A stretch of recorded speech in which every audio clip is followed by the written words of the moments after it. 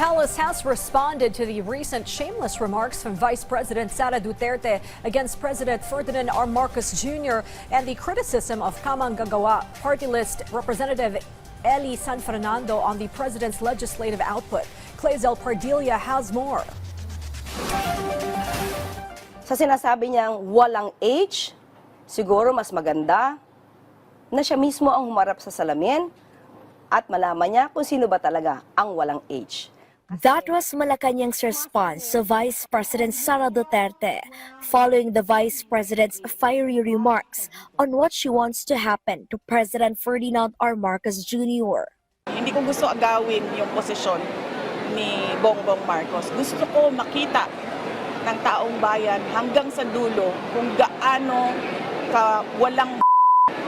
The palace fired back. Sumasalamin ang pagiging walang age sa mga gawain ng kanyang ama. Nandiyan dyan ang pagpapatay, nandiyan din ang pagkakaroon ng mga assassin, nandiyan din yung mga pagbabanta sa mga maliliit na kababayan natin na nakita natin na ginawa ito sa loob ng isang bar.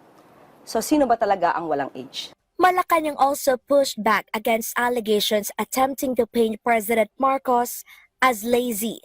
Kamanggagawa Party List Representative Eli San Fernando criticized the president, claiming that no meaningful legislation had been passed over the past 4 years. Ang sinasabing hindi nagpapanukala ng batas tungkol sa national minimum wage, hindi po ito trabaho ng Pangulo. Trabaho po ito ng mga mambabatas. So wag pong ibato ang trabaho nila sa ehekutibo.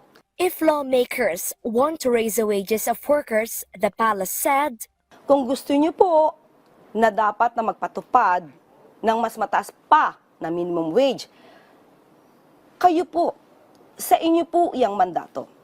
So kung ano man ang kakulangan ninyo, kung meron man kayong katamaran, at hindi nyo nagagampanan ang inyong trabaho bilang mambabatas, huwag nyo pong ipahid sa ehekutibo. Huwag nyo ipahid sa Pangulo. Dahil ang Pangulo ay tumutupad at gumagampan sa kanyang obligasyon ng naaayon sa batas. Malacanang clarified that the administration is not neglecting efforts to provide wage increases for workers.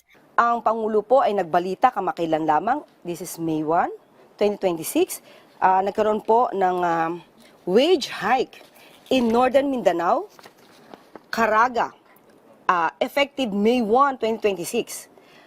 Kung saan nagkaroon po ng increase ng sahod dito sa Northern Mindanao, Caraga.